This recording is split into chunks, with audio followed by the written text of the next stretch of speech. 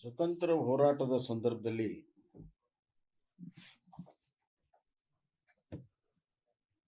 ಎಲ್ಲ ವರ್ಗಗಳನ್ನ ಹೋರಾಟದಲ್ಲಿ ಧುಮುಕಬೇಕು ಅಂತ ಹೇಳಿ ಪೂಜ್ಯ ಮಹಾತ್ಮ ಗಾಂಧೀಜಿಯವರ ಆಶೆ ಆಗಿತ್ತು. ಆ ಸಂದರ್ಭದಲ್ಲಿ ಡಾಕ್ಟರ್ ಬಾಬಾ ಸಾಹೇಬ್ ಅಂಬೇಡ್ಕರ್ ಅವರು ಅತ್ಯಂತ ತುಳಿತಕ್ಕೆ ಒಳಪಟ್ಟಿರುವಂತಹ ಸಮುದಾಯಗಳ ಭವಿಷ್ಯ ಏನು ಅನ್ನುವಂತ ಚಿಂತನೆಯನ್ನ ಮಾಡ್ತಾ ಇದ್ರು. ಬಹಳ ಸುದೀರ್ಘವಾದಂತಹ ಒಂದು ಇಡೀ ದೇಶವ್ಯಾಪಿ ಚರ್ಚೆ ನಡೀತು. ಕೊನೆಗೆ ಪುಣೆಯಲ್ಲಿ ಮಹಾತ್ಮ ಗಾಂಧೀಜಿಯವರು ಇದ್ದಂತ ಯರವಡ ಜೈಲಲ್ಲಿ ಡಾಕ್ಟರ್ ಬಾಬಾ ಸಾಹೇಬ್ ಅಂಬೇಡ್ಕರ್ ಮತ್ತು ಮಹಾತ್ಮ ಗಾಂಧೀಜಿಯವರು ಒಂದು ವಾರಕ್ಕಿಂತ ಹೆಚ್ಚು ಚರ್ಚೆಯನ್ನ ಮಾಡಿ ಹಲವಾರು ವಿಚಾರಗಳು ಬಾಬಾ ಸಾಹೇಬ್ ಅಂಬೇಡ್ಕರ್ ಅವರ ವಿಚಾರಗಳನ್ನ ಮಹಾತ್ಮ ಗಾಂಧೀಜಿಯವರು ಒಪ್ಕೊಂಡ್ರು. ಆದರೆ ಕೆಲವನ್ನ ನಾವು ಅದನ್ನು ಅನುಷ್ಠಾನಗೊಳಿಸೋದಕ್ಕೆ ಈಗ ಕಷ್ಟ ಸಾಧ್ಯ, ಬರುವಂತ ಮುಂದಿನ ದಿನಗಳಲ್ಲಿ ಸಂಪೂರ್ಣವಾದ ನ್ಯಾಯ ಈ ಸಮುದಾಯಕ್ಕೆ ಕೊಡ್ತೀವಿ ಅನ್ನುವಂಥ ಭರವಸೆಯೊಂದಿಗೆ ಅವತ್ತು ಎಲ್ಲ ತುಳಿತಕ್ಕೆ ಒಳಪಟ್ಟಿರುವಂಥ ದಲಿತ ಸಮುದಾಯಗಳು ಸ್ವತಂತ್ರ ಹೋರಾಟದಲ್ಲಿ ಧುಮುಕಿದ್ರು. ಅದಕ್ಕೆ ಪುಣೆ ಪ್ಯಾಕ್ಟ್ ಅಂತ ಕರೀತಾರೆ. ಇತಿಹಾಸದಲ್ಲಿ ಪುಣೆ ಪ್ಯಾಕ್ಟ್ ಅಂತ ಇದೆ. ಅದಾದ್ಮೇಲೆ ಸ್ವತಂತ್ರ ಹೋರಾಟಕ್ಕೆ ಒಂದು ಪರಿಪೂರ್ಣತೆ ಬಂತು. ಇಲ್ಲದಿದ್ರೆ ಬ್ರಿಟಿಷರು ಆ ನೆಪ ಒಡ್ಡಿ ಇಡೀ ಸ್ವತಂತ್ರ ಹೋರಾಟದಲ್ಲಿ ವಿಭಜನೆ ತರುವಂತ ಪ್ರಯತ್ನಗಳು ಕೂಡ ನಡೆದಿತ್ತು. ಅದನ್ನ ಬಾಬಾ ಸಾಹೇಬ್ ಅಂಬೇಡ್ಕರ್ ಅವರ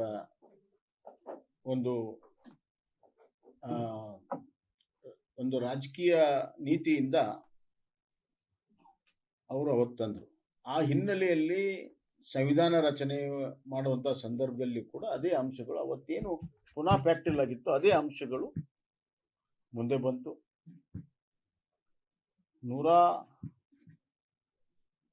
ನಮ್ಮ ಕರ್ನಾಟಕದ 6 ಸಮುದಾಯಗಳು ಮೊದಲನೆಯ ಪಟ್ಟಿಯಲ್ಲಿ ಸೇರ್ಕೊಂತು. ಕೇವಲ 6 ಸಮುದಾಯಗಳಿತ್ತು. ಈಗ 101 ಆಗಿದೆ. ನಾನು ಬೇರೆ ಇತಿಹಾಸಕ್ಕೆ ಹೋಗೋದು. ಕಾಂಗ್ರೆಸ್ ಪಕ್ಷ ಸ್ವತಂತ್ರ ಹೋರಾಟದ ಬೆನಿಫಿಷರೀಸ್ ಆಫ್ ಇಂಡಿಪೆಂಡೆನ್ಸ್ ಸ್ಟ್ರಗಲ್, ಫಲಾನುಭವಿಗಳು. ಅವರು ತಮ್ಮ ರಾಜಕೀಯ ಸ್ಥಾನಮಾನಗಳಿಗೆ ಹೆಚ್ಚು ಒತ್ತು ಸಮಯವನ್ನು ಕೊಟ್ಟರು ಹೊರತಾಗಿ ಬಾಬಾ ಸಾಹೇಬ್ ಅಂಬೇಡ್ಕರ್ ಅವರು ಸಂವಿಧಾನದಲ್ಲಿ ಯಾವ ಆಶಯಗಳನ್ನು ಇಟ್ಟುಕೊಂಡಿದ್ರು ಅವುಗಳನ್ನ ಇಂಪ್ಲಿಮೆಂಟ್ ಮಾಡೋದಕ್ಕೆ ಹಿಂಜರಿತವನ್ನು ಮಾಡ್ತಾ ಇದ್ರು.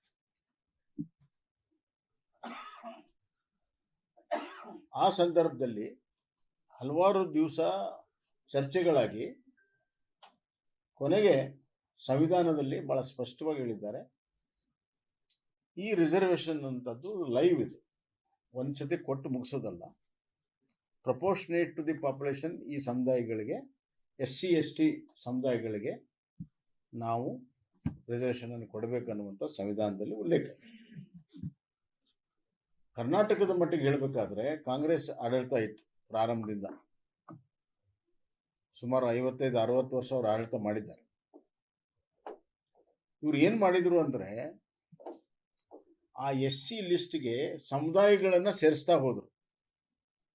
SC ಲಿಸ್ಟ್ಗೆ ಸಮುದಾಯಗಳನ್ನು ಸೇರಿಸ್ತಾ ಹೋದ್ರು. ಹೆಂಗೆ ಸಮುದಾಯಗಳು ಸೇರಿಸಿದ್ದಾವೆ, ಆ ಜನಸಂಖ್ಯೆ ಹೆಂಗೆ ಹೆಚ್ಚಾಗಿದೆ, ಅದು ತಕ್ಕಾಗಿ ರಿಸರ್ವೇಶನ್ ಹೆಚ್ಚು ಮಾಡೋದಕ್ಕೆ ಎಲ್ಲಿಯೂ ಕೂಡ ಮನಸ್ಸು ಮಾಡಲಿಲ್ಲ. 6 ಜಾತಿ ಇದ್ದಿದ್ದು 101 ಜಾತಿ ಇವತ್ತು SC ಸಮುದಾಯಗಳಿದೆ. Schedule caste, recognise schedule caste. ಕಾಂಗ್ರೆಸ್ಸಿನ ಕೊಡುಗೆ ಏನು? ರಾಜಕೀಯ ಕಾರಣಕ್ಕಾಗಿ ಮತ್ತು ಇತರ ಕಾರಣಕ್ಕಾಗಿ ಅವ್ರು ಸಮುದಾಯಗಳನ್ನು ಸೇರಿಸಿದ್ದಾರೆ. ಅದಕ್ಕಾಗಿ ರಿಸರ್ವೇಶನ್ ಹೆಚ್ಚು ಮಾಡಿದ್ರೆ ಸಾಮಾಜಿಕ ನ್ಯಾಯ ಕಾಲಕ್ಕೆ ಕೊಡೋಕೆ ಸಾಧ್ಯ ಇತ್ತು. ಅದು ಕೊಡಲೇ ಇಲ್ಲ. ಇದರ ಪರಿಣಾಮವಾಗಿ ಒಂದು ರೀತಿಯಲ್ಲಿ ಆ ಸಮುದಾಯಗಳಲ್ಲಿ ಅಸಮಾಧಾನ ಮಂಜುಗಟ್ಟಿತ್ತು. ಹಲವಾರು ಸಂದರ್ಭಗಳಲ್ಲಿ ಅದು ವ್ಯಕ್ತ ಆಗಿತ್ತು. ಮತ್ತು ಇಂಟರ್ನಲ್ ರಿಸರ್ವೇಷನ್ ಬಗ್ಗೆಯೂ ಕೂಡ ಬಹಳ ದೊಡ್ಡ ಧ್ವನಿ ಪಕ್ಕದ ಆಂಧ್ರದಿಂದ ಪ್ರಾರಂಭ ಆಗಿ ಕರ್ನಾಟಕ ಕೂಡ ಆಗ್ಬೇಕು. ಈ ಎಲ್ಲ ಹಿನ್ನೆಲೆಯಲ್ಲಿ ಸಮ್ಮಿಶ್ರ ಸರ್ಕಾರ ಇದ್ದಾಗ ನಾಗಮೋಹನ್ ದಾಸ್ ಕಮಿಟಿ ಮಾಡಿದ್ರು. ನಾನು ಹಲವಾರು ಕಮಿಟಿಗಳಿದ್ದಾವೆ, ಮೈಸೂರು ಮಹಾರಾಜ ಒಡೆಯರ್ ಅವರದ್ದು ರಿಸರ್ವೇಷನ್ನು ಅವೆಲ್ಲ ಏನು ಹೇಳಕ್ಕೆ ಹೋಗೋದಿಲ್ಲ, ಇದು ಮತ್ತೊಂದು ದಿವಸ ಹೇಳೋಣ. ಕೃಷ್ಣರಾಜ ಒಡೆಯರ್ ಅವರ ಒಂದು ಆದರೆ ಮೊದಲನೇ ರಾಜ್ಯಸತ್ವ ರಿಸರ್ವೇಷನ್ ಕೊಟ್ಟಿದ್ದು ನಮ್ಮ ಮೈಸೂರದ್ದು, ಅದರ ಹೆಮ್ಮೆ ನಮಗಿದೆ. ಅದೇನೇ ಇರಲಿ, ನಾಗಮೋಹನ್ ದಾಸ್ ಕಮಿಟಿ ಆದಮೇಲೆ ನಮ್ಮ ಸರ್ಕಾರ ಬಂತು. ಸನ್ಮಾನ್ಯ ಯಡಿಯೂರಪ್ಪನವರು ಅಲ್ಲ, ನಾಗಮೋಹನ್ ದಾಸ್ ಕಮಿಟಿ ಮಾತಾಡ್ತಾರೆ, ಸದಾಶಿವ ಹೇಳ್ತಾರೆ ಬರ್ತದೆ ಸದಾಶಿವ. ನಾಗಮೋಹನ್ ದಾಸ್ ಕಮಿಟಿ ಬಂದ ಮೇಲೆ ಸನ್ಮಾನ್ಯ ಯಡಿಯೂರಪ್ಪನವ್ರು ಹೇಳಿದ್ರು, ಇದನ್ನು ಹಂಗೆ ಹೇಳ್ಕೊಂಡು ಹೋಗೋದು ಬೇಡ, ನೀವು 6 ತಿಂಗಳಲ್ಲಿ ಇದು ಫೈನಲ್ ಕೊಡಬೇಕು, ಎಕ್ಸ್ಟೆನ್ಷನ್ ಇದಾದ್ಮೇಲೆ ಕೊಡೋದು ಮಾಡಲೇಬೇಕು ಅಂತ ಅವರ ಒತ್ತಾಸದಿಂದ, ಸನ್ಮಾನ್ಯ ಯಡಿಯೂರಪ್ಪನವ್ರ ಮುಖ್ಯಮಂತ್ರಿಗಳ ಒತ್ತಾಸದಿಂದ ಅವತ್ತು ಆ ರಿಪೋರ್ಟನ್ನು ನಾವು ಪಡ್ಕೊಳ್ಳೋಕೆ ಸಾಧ್ಯ ಆಯಿತು.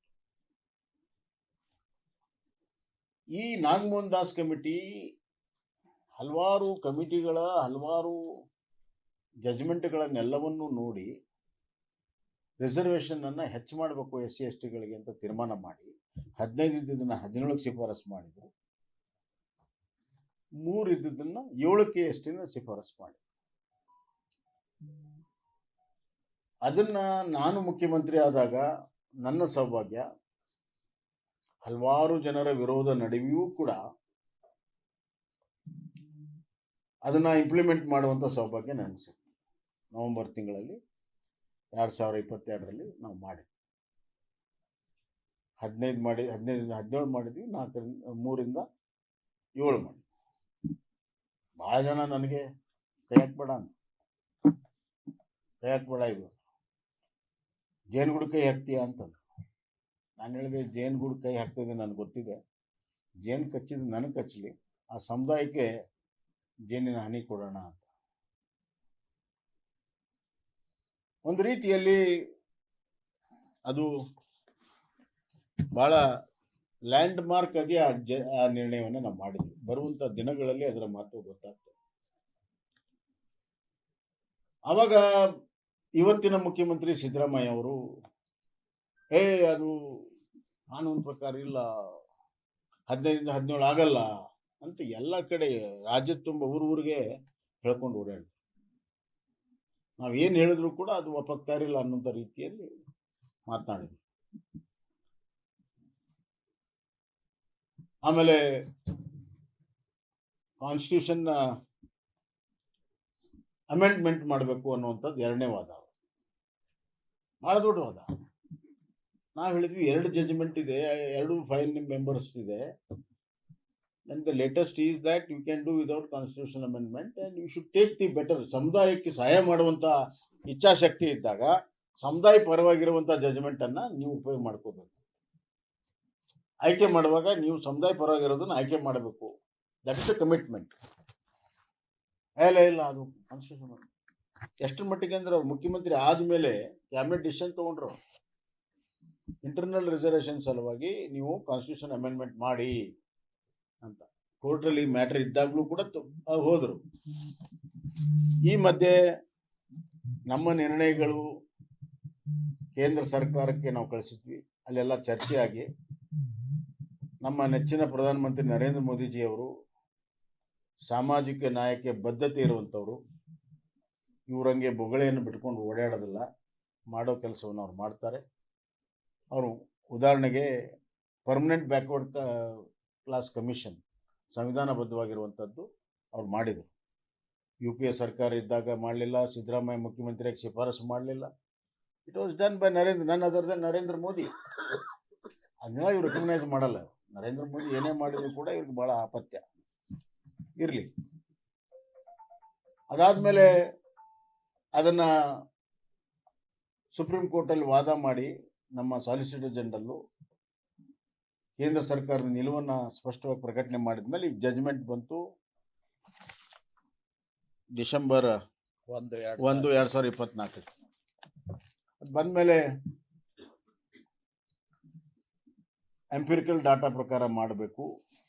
ಒಂದು ಮೂರು ಕಂಡೀಷನ್ಸನ್ನು ಭಾಳ ಪ್ರಮುಖವಾಗಿ ಸುಪ್ರೀಂ ಕೋರ್ಟ್ ಹೇಳ್ತಾರೆ. ಎಂಪಿರಿಕಲ್ ಡೇಟಾ ಇರಬೇಕು, ಇಂಟರ್ ಬ್ಯಾಕ್ವರ್ಡ್ನೆಸ್ ಇರಬೇಕು, ಸಮಾನರು ಮತ್ತು ಅಸಮಾನರು ಒಂದೇ ಪರವರ್ಗದಲ್ಲಿ ಸೇರಿಸಬಾರ್ದು. ಅದು ಕಾಂಪಿಟೇಷನ್ನು ಅಸಮರ್ಥರಿದ್ದವ್ರನ್ನ ಭಾಳ ಪ್ರಾಬಲ್ಯ ಇದ್ದವ್ರ ಜೊತೆಗೆ ಸೇರಿಸಬಾರ್ದು. ಈ 3 ಕಂಡೀಷನ್ ಹಾಕಿ ನಾಗಮೋಹನ್ ದಾಸ್ ಕಮಿಟಿ ಮತ್ತೆ ಮಾಡಿದರು. ನಾಗಮೋಹನ್ ದಾಸ್ ಕಮಿಟಿ ರಿಪೋರ್ಟನ್ನು ಕೊಡ್ತು. ನಾಗಮೋಹನ್ ದಾಸ್ ಅವ್ರ ರಿಪೋರ್ಟನ್ನು ಕೊಟ್ಟ ಮೇಲೆ ಇವರು ಅದನ್ನು 2-3 ವಾರ ಇಟ್ಕೊಂಡು ಸಂಪುಟದಲ್ಲಿ ತೀರ್ಮಾನ ಮಾಡಿದ್ರು. ಎಲ್ಲರೂ ಏನು ಅನ್ಕೊಂಡಿದ್ವಿ ನಾವು, ನಾಗಮೋಹನ್ ದಾಸ್ ಕಮಿಟಿ ಅವ್ರು ಏನು ಹೇಳಿದಾರೆ ಅದು ಮಾಡ್ತಾರೆ ಅಂತ. ಯಾಕಂದರೆ ಒಂದು, ನಾಗಮೋಹನ್ ದಾಸ್ ಅವರು ಹಿಂದೆ SC/ST ಇದು ಮಾಡಿದ್ದು ಇದೆ, ಅವ್ರಿಗೆಲ್ಲ ಗೊತ್ತಿದೆ, ಕಾನೂನು ಗೊತ್ತಿದೆ, ನ್ಯಾಯಸಮ್ಮತವಾಗಿರ್ತಾರೆ. ಮತ್ತು ಸಿದ್ದರಾಮಯ್ಯವ್ರಿಗೂ ಭಾಳ ಬೇಕಾದವರು ನಾಗಮೋಹನ್ ದಾಸ್ ಅವರು. ಹೀಗಾಗಿ ಆ ಕಾನ್ಫಿಡೆನ್ಸ್ ಲೆವೆಲ್ ಇತ್ತು. ಆದರೆ ನಾಗಮೋಹನ್ ದಾಸ್ ಅವರ ಶಿಫಾರಸನ್ನು ಗಾಳಿಗೆ ತೂರಿದ್ರು. ಸದಾಶಿವ ಆಯೋಗ ಏನು ಇಂಟರ್ನಲ್ ರಿಸರ್ವೇಷನ್ ಬಗ್ಗೆ ಇತ್ತು, ಅದನ್ನು ಬೊಮ್ಮಾಯಿ ಅವರು ಅದನ್ನು ಮಾಡಲಿಲ್ಲ ಅಂತ ಆರೋಪ ಮಾಡ್ತಾ ಇದ್ರು. ಅದನ್ನೂ ಕೂಡ ಗಾಳಿಗೆ ತೂರಿದ್ರು. ನಮ್ಮ ಕ್ಯಾಬಿನೆಟ್ ಸಬ್ ಕಮಿಟಿ ಮಾಧುಸ್ವಾಮಿ ಅವರು ನೇತೃತ್ವ ಮಾಡಿದ್ರು, ಅದನ್ನು ಗಾಳಿಗೆ ತೂರಿದ್ರು. ಯಾವುದೇ ಶಿಫಾರಸ್ಸಿಲ್ಲ. ಒಂದು ರೀತಿಯಲ್ಲಿ ರಾಜಕೀಯ ಪಂಚಾಯಿತಿಯನ್ನು ಮಾಡಿ 6-6-5 ಮಾಡಿ ಕೈ ಬಿಟ್ಬಿಟ್ರು. ಲೇಟೆಸ್ಟ್ ಹಾಗೂ ಇಂಟ್ರೆಸ್ಟಿಂಗ್ ಸುದ್ದಿಗಳಿಗಾಗಿ ಬಾಸ್ ಟಿವಿ ಕನ್ನಡ ಚಾನೆಲ್ನ ಸಬ್ಸ್ಕ್ರೈಬ್ ಮಾಡಿ. ಹಾಗೆಯೇ ಬೆಲ್ ಐಕಾನ್ ಪ್ರೆಸ್ ಮಾಡಿ. ಇದರ ಜೊತೆಗೆ ಫೇಸ್ಬುಕ್, ಇನ್ಸ್ಟಾಗ್ರಾಮ್, ಎಕ್ಸ್ನಲ್ಲೂ ಮಿಸ್ ಮಾಡದೆ ಫಾಲೋ ಮಾಡಿ.